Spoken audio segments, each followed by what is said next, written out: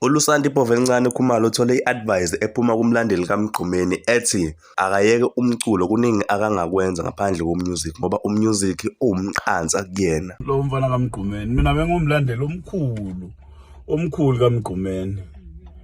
UMgqumeni bengimthanda kakhulu namanje futhi ngisamthanda, futhi kulabaculi abakhona manje akekho oyofika kuMgqumeni, akekho oyofika kuMgqumeni.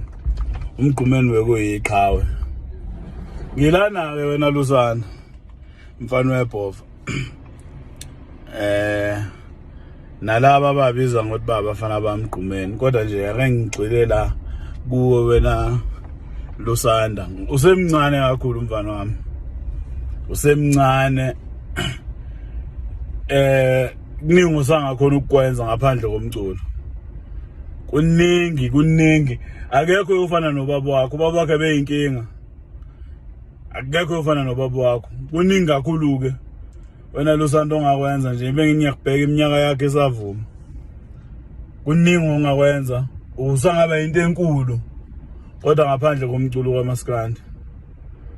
Hayi leyo mculo angisho ukuthi ngithina ngisume ehluleli, angilutho nami, kodwa nje akasekho nje kulabalandeli baMgqumeni nje laba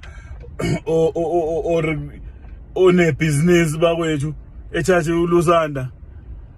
Hayi ngivele ngishaya amahloni, ube ngikubheka vele ngicabanga uMgqumeni, ngilalela umculo lo. Hayi mfethu, hayi Lusanda.